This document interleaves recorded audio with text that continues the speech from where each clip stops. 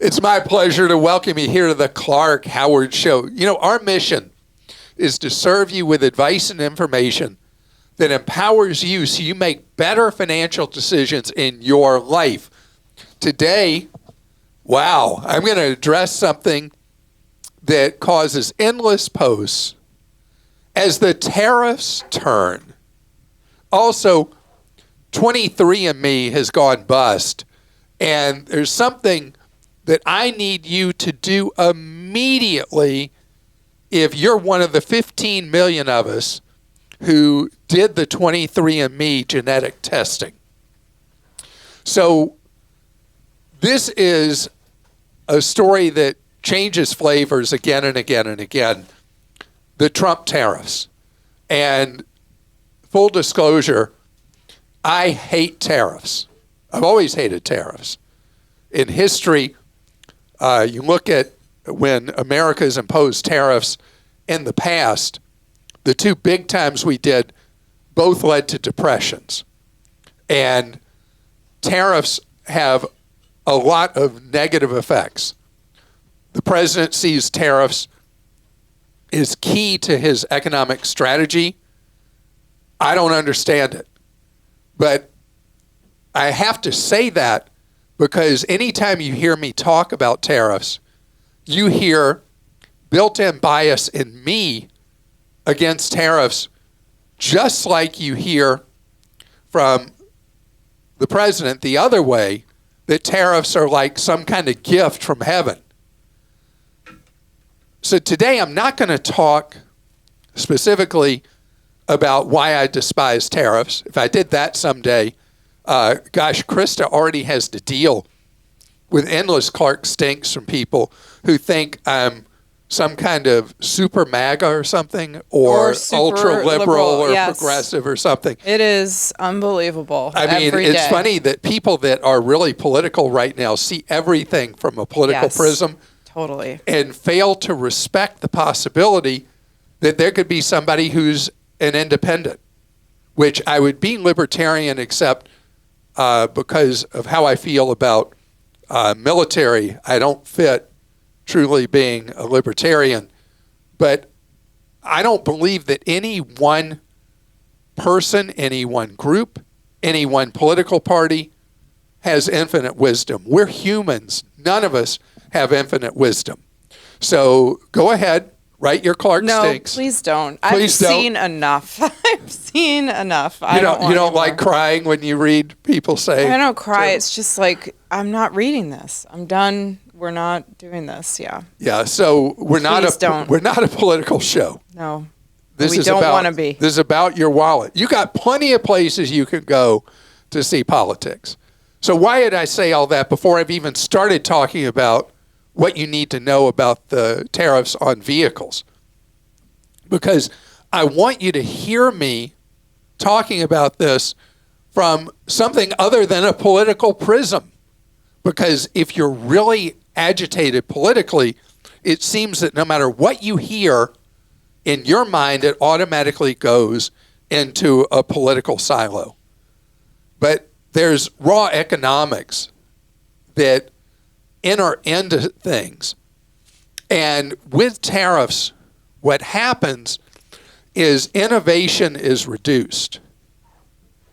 Because if we stick with really ugly auto tariffs, what happens is that we become an island market. And yeah, we'll have some foreign manufacturers that build more factories in the United States. And we'll have domestic parts suppliers that maybe have been in Canada or Mexico for a long time as part of NAFTA and then USMCA. And they may come back to the United States. Well, they weren't really here, but they'll come to the United States. But what happens is we become an island market. The auto market's a worldwide thing. And so automakers will treat us in the future as a backwater. We're not going to be where the innovation happens with the automotive sector. we have, as a footnote, we have the largest number of people working in automotive manufacturing in the United States we've had in 2 generations right now. So it's not like the auto market has hollowed out, but what has happened is there's so much automation in factories now, the newest automotive factories, that the number of workers it takes to assemble vehicles versus the number of vehicles they produce is way down because productivity is up so much. If you want to know more about this, there are a lot of news stories over the last month about I think it's called the Meta plant that Hyundai built for like $8 billion or $10 billion, something like that. And this plant is in extreme southeast Georgia near Savannah, Georgia. And it's so robotic, it's mind-blowing. And that's the future of automotive manufacturing. So it's not a job engine anymore like it once was. In the United States, we have, out of 50 million Americans, there are 300 and something thousand automobile assembly workers. So the tariffs are really disruptive for an industry that has been healthy in the United States and does not generate and will not generate massive numbers of jobs. It's just not going to be because of how automation has changed. Enough background. What's it going to mean to your wallet? So what happens when you have widespread tariffs is even vehicles that are not subject to tariffs or have very minor tariffs based on the domestic content they have end up going up in price as well.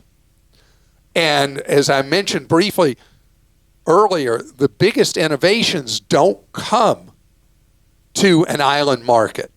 So the automotive market will advance more around the world than it will here. A lot of the great innovations will not come here with tariffs being sustained. And it takes years and years and years from deciding you're going to build a plant to getting the permits to building it before you make the very first vehicle that comes down the line.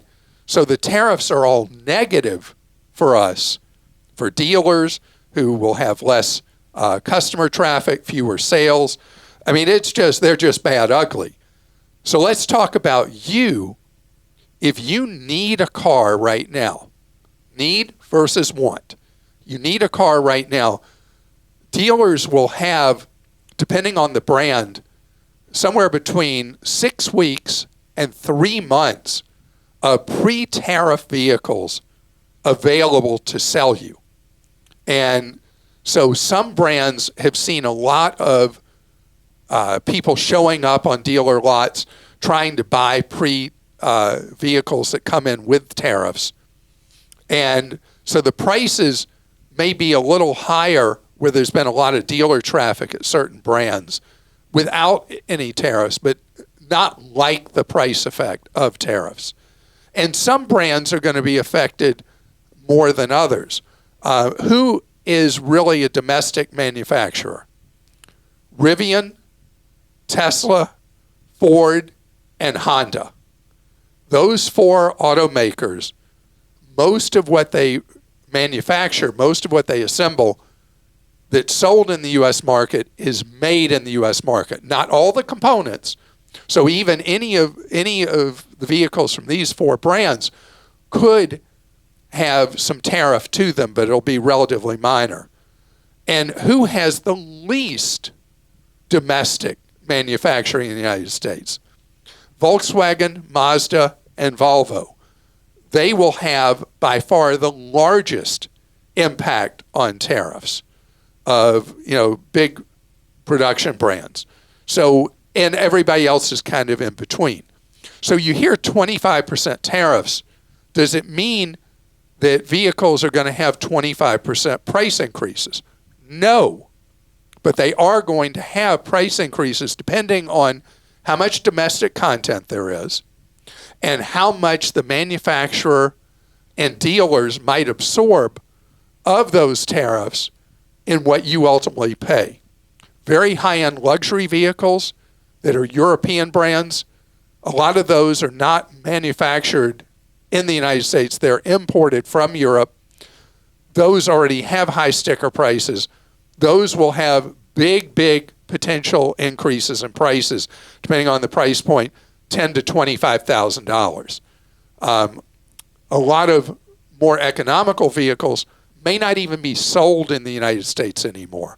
So a report in the Financial Times of London that Mercedes is considering not selling any of their lower-end vehicles in the United States anymore because of the fact that tariffs would raise the price to a point that buyers are going to be like, are you crazy? I'm not going to buy them. So the tariff effect, from my perspective, remember my built-in bias, has no upside, and has disruption. But I want to go back to something I said. Want a vehicle? Need a vehicle. Your vehicle's croaked. Your vehicle's no longer reliable. You have to get a new to you used vehicle or a new vehicle because yours is no longer reliable transportation. There's a real advantage to you buying from inventory a vehicle before the tariffed vehicles hit our shores. That's number one. Number two, if you just want a vehicle, unless you're rolling in money, just wait till you really need something and keep driving what you're driving. We tire out of vehicles way before the vehicles generally are tired. Now, the effect on the used market is very significant because 80% roughly of vehicles that people are buying are used. The new vehicle market's a much smaller part of the market. Used vehicle prices will rise because the overall impact of the tariffs will have made new vehicles more expensive, and that will generate more demand for used vehicles, so they will rise in price as well. So let's see. Do I like tariffs? No. I do not like tariffs. There is no gray. The only time I think tariffs are appropriate is when a country is doing what's called dumping. You know what dumping is? No. It's when, like the Chinese do this a lot. They'll sell things with government subsidies below the manufacturing cost to try to keep factories moving in China, and they'll dump products in other markets like us in Europe, whatever. And in that case, tariffs are appropriate because it is unfair competition when items are being sold at predatory prices below the manufacturer's costs. But otherwise, let the free market rule.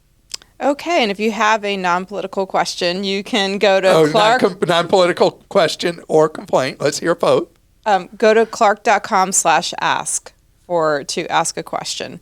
You're not even going to say where you go to file Clark Stakes. Huh? Okay. All right, we're going to go to questions. Tyler in Missouri says, we are expecting our third child in June and are realizing we're going to want a minivan. 3 car seats is going to be a tight squeeze in our Kia Sorento. We would like to purchase used, but want to know your advice on whether new or used is best in the current environment. Initially, we're leaning towards a Honda Odyssey, but are also interested in the Kia Carnival and Toyota Sienna. We would probably put 10 to 20,000 miles on it a year and would plan to keep this vehicle 10 plus years. Is there an advantage to paying cash or financing the vehicle? Okay, so number one, in the minivan space, it's different than every other vehicle category. People treat minivans as a utility, and they drive them year after year after year after year. How long did you have your Honda Odyssey when your kids were young? I think I had it over 10 years for sure. Yeah, completely standard that people keep a van a really long time. And the inventory of used vans for sale is so small, usually, that the price points stay high. Because you're going to keep yours 10 years or longer, you drive up to 20,000 miles a year. I'm saying this is one case where you buy new. I did say that, didn't I? Mm-hmm. And buy one that is a hybrid. Let's see. The Sienna comes in hybrid. The Carnival comes in hybrid. And you didn't mention the Pacifica. which was the first minivan to come in a hybrid version, that the fuel economy benefit will be high enough over a 10-plus year cycle that I don't think it's even gray. Like in the case of the Carnival, I think it's $2,500 more for the hybrid version than the regular. And Consumer Reports says that the Carnival is, as I remember, the best. But go get access to Consumer Reports, since this is a 10-year plus purchase. Read their reviews of all four minivans and see what you think. The advantage of the Carnival is you get a 10-year warranty on it. You don't with the others. So you buy new, you probably, if you have cash, you could pay cash. I like that because auto loan rates are pretty puffed up right now. But if you can't, you need to borrow money, go to a credit union and arrange your financing there. Michael in Georgia says, my wife and I always purchase cars, used cars, and we have never done a lease. This year, there are really cheap deals on the Honda Prologue EV. We've never had an EV and thought we would do a 3-year lease to see if one would work for our lifestyle. We are approximately 6 months into the lease and only have 6,000 miles on the car. In the first 6 months, the car has had all the warning lights go off, it becomes undrivable, and the systems fail and has to be taken back to Honda. This has happened 3 to 4 times. There was recently a software update that we did, and today my wife was driving the vehicle and it auto-accelerated and gave her a high-voltage system warning. This is obviously a safety concern. I traded in our 2014 Honda CR-V when we did our lease for the money down. I want to know, because of so many issues in the first 6 months and this latest issue with the auto accelerating, is there a way to break the lease and get my money back from the trade-in? So can you break the lease? Brand new vehicle, you've had all these problems, you're at 6,000 miles, and you have the right in almost every state to use the lemon law. Yours is a Georgia purchase. I know you have the right with a lease to file lemon law. Under lemon law, it's a formal procedure, and in many states you pay a little fee for the administration, like $3 or $10 something, when you buy a vehicle or lease it for the administration of the lemon law program. So you immediately need to pull up the Georgia lemon law, follow the procedure of it exactly as written, and you will file a formal notice that is described in each state lemon law with Honda. They're requesting a termination of the lease because of the problems. Now, you're going to need to read the statute to see what happens with the money you use to lower the cost of the lease from your trade-in of your old CR-V. But time is your enemy with a lemon law filing.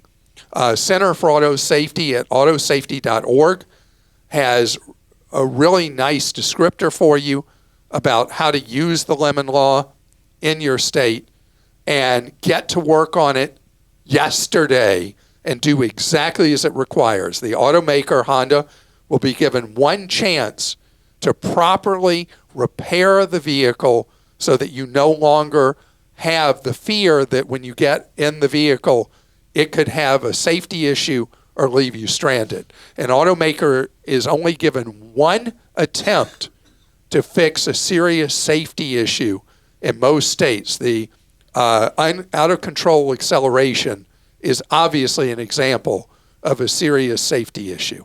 Okay. Beth in North Carolina says, you advise making vehicle purchases online. How do you handle a test drive to make sure it's the one you want, especially if there are 2 or 3 you're considering? And if I want a foreign brand, should I buy before tariffs are in effect? Okay, so I just want to say, she said, I listen to you every day on my walk, certified Clarkie.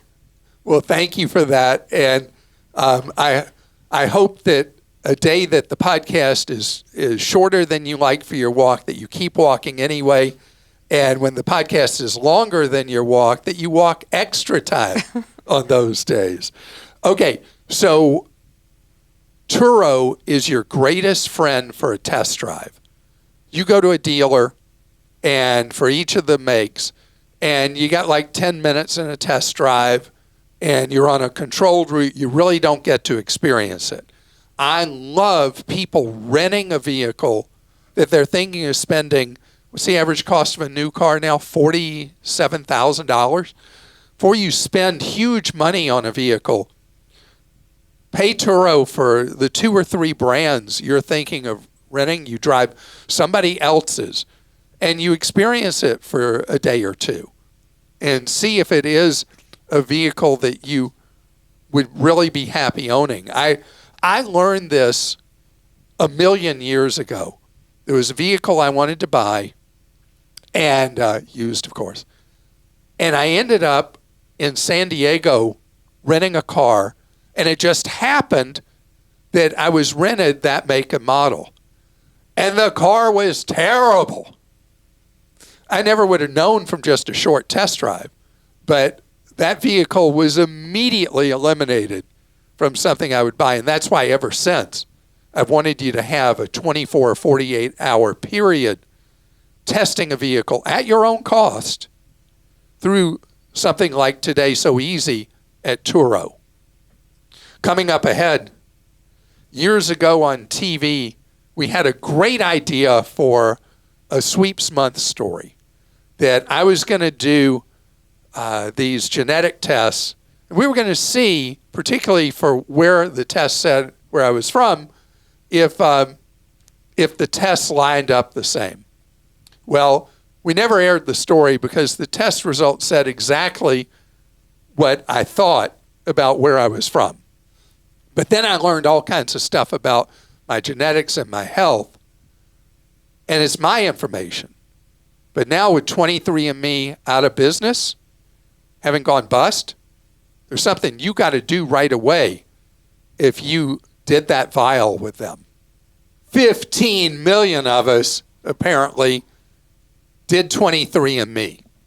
And so we gave our samples, and then we got these reports, and they have been so interesting to me over the years, what I've learned about myself health-wise, what I've learned from it and Ancestry.com about where I have relatives all over the globe. I mean, my goodness, I can't believe how many cousins I have all over the globe. And where I'm from, it turns out, is more nuanced than I originally thought. Over the years, as there's been more and more genetic matches, I've found out that I'm actually Belarusian Ukrainian as my true background, even though none of my 4 grandparents who immigrated to the United States were from Belarus or Ukraine. They were from Russia, Lithuania, Poland, and Austria. So it was all really interesting and fun stuff, and some of the health stuff was very useful to me. But that information was private to me. With 23andMe bankrupt, the way the bankruptcy court process works, the 23andMe data is going to be sold to whoever the highest bidder is, pretty much no questions asked. For whatever nefarious purposes, they'll use that genetic data, which is enormously valuable to a variety of industries, and our privacy is going to be breached. You're not powerless. There's a simple procedure. If you go sign into your 23andMe dashboard, and you may not even remember your username or password, you're going to have to do the I forgot stuff. Get into your account, go to settings, and you're going to be able to wipe out you ever existing in their system. Your name, everything about you, and all the data they have wiped clean. I don't know a way that whatever sleazy organization ends up winning in the bankruptcy court process, I don't know of any way they're going to be able to recapture that wiped out data. It's the best tool we got. So what will happen is you wipe it out, but you're not done. You then have to go back in a confirmation email they'll send to you to your email address of record and confirm that you want your data wiped out.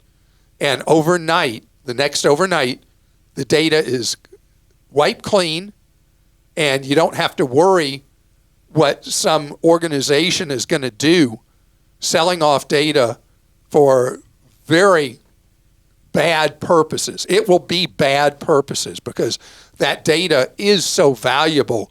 Think about to the insurance industry. It's not supposed to use that stuff in most circumstances. Yeah, like that's not going to happen now. So that's why you wipe the file clean. If you love what you found out about family or your health or whatever, before you wipe your file, print your file. I know that's a weird thing. Nobody seems to have printers anymore. But print out the file and file it away so you have the data, but prying eyes won't see it. Did you do any of those? I sure did. Have you wiped your data yet? Yes, I did. It was easy, wasn't it? Super easy. Such a bummer. All right, here's some questions for you, Clark. Jason in Georgia says, I love that your website keeps an updated list of the best high-yield savings accounts. I currently have about $86,000, a mix of my... Isn't that wonderful? I know. A mix of my emergency fund and savings for a future home down payment in a Capital One 360 Performance Savings account, which has a 3.7% APY. Thanks to your website, I know there are accounts with even higher rates. My question is, when is it worth switching to a different account for a higher APY? And are there any downsides to switching too often, say more than once a year? No downsides at all. And any of that money that you don't need for a year, right now there's a direct advantage buying a 1-year CD at the highest rate available. As I mentioned in a prior thing, we're going to be in a really weird split that loan rates are going to stay high, maybe even go higher, and savings rates are going down. And so while you can still lock in, let's say, a 1-year CD at 4.5% to 5% or maybe a little more, depending on how much you shop around, the money you don't need, like maybe the money for the down payment on a house that you're not going to need in the next year, buy that 1-year CD. If you are planning to buy a house within a year, then just, yes, switch as often as you want to the best online savings account paying the highest interest rate. Tom in Wisconsin says, my wife and I recently were invited to a presentation put on by a company that provides coverage for emergency ambulance bills and related expenses. Just wonder if you can explain if this coverage is really necessary. Basically, what we were told is that because we live in a rural setting, it could cost more than $5,000 out of pocket if our insurance would not cover the ambulance services. I listened to your show and I've never heard you discuss this type of insurance. Could you please shed some light on this? And thank you. Love the show and all of the free advice you've given through the years. Thank you very much. And the ambulance thing is a real concern. In the No Surprises Act, the Congress in its wisdom included air ambulances, but did not include ground-based ambulance services. So in a rural area, even though an air ambulance would up front look like it was much more money, because the No Surprises Act, ironically enough, transporting from a rural area to a distant urban hospital not only might save your life going in an air ambulance, but it'll probably be cheaper for your wallet because of the No Surprises Act. Depending on your insurance, it's completely roulette what you end up with on an ambulance charge. It could be something really bad, ugly, like they say in the presentation, but these people are very aggressive selling these ambulance policies, and the reviews online are brutally negative generally about these policies, very aggressive sales efforts. And when you do have a charge, getting it paid back through the insurance, people repeatedly say is very, very difficult. So, yeah, it could happen. It could be something bad, but that ambulance also could be what is the key to saving your life. It's a tough thing. It should not be a roulette thing with the bill. And this is from someone who just identified themselves as frustrated. I'm writing because my family has endured years of strife because my 83-year-old father, who is still working, has continually fallen victim to lottery scams. Additionally, he has made very poor investments in fraudulent IPOs, subscriptions, and other complete wastes of money. He is still self-employed and working, and it has been very difficult to get my mom to intervene. She's reluctant to go to the check writing requirement requiring 2 signatures, and as a family, we do not want to attempt to declare him to be incompetent. He recently passed several cognitive assessments. They have been married for 50 years, and as a family, we are desperate for answers. Are there any strategies I may have overlooked to prevent this from happening again? Yes. You go to 2 signature checks and make yourself or one of the other family members other than your mom the second required signature for a check to clear. This is something that so many of us have dealt with, are dealing with, or will deal with an aging population. If you're a longtime listener or viewer to our YouTube show, you know what I went through with my late mom as she got older and was being scammed out of money repeatedly. And we had to come up with a number of procedures to eliminate that. One thing you could do with your dad's cell phone is you could have it where only calls from people in his contacts ring through on the phone. And that's very easy to do with, I know with an Android it's very easy to do. I assume also with an iPhone, where the phone only rings if it's a known caller that's in your contact list. And that's one thing that can cut down on this. But yeah, if mom's not willing to get involved, it's going to have to be one of the kids or another family member who intervenes. And maybe you need to do a family conference. This would not be like a normal intervention, but a clear family conference where you're all together. If family members are very far away, you do it some kind of Zoom thing, and you almost impose your will as adult children. Just like with my mom when she was dangerous driving, and I basically stole her car. So she went down to the garage and there was no car there.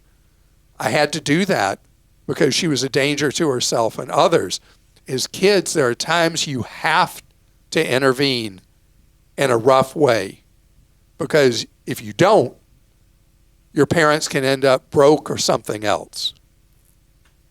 Well, that's not a very happy note to end today's podcast. But the thing is, your parents did so much for you raising you, and there comes a time in life where you then have to be there to be their protector. And this is that time. So thank you so much for joining us. Know that we are here to serve you so many different ways. One-on-one free advice is one of the things we are proud to have offered since 1993. So if you want free one-on-one advice from our Team Clark Consumer Action Center, available to you 30 hours this week and every week except holidays, go to clark.com/CAC to see how that works. It's just one way that we try to empower you so that you save more, spend less, and avoid getting ripped off.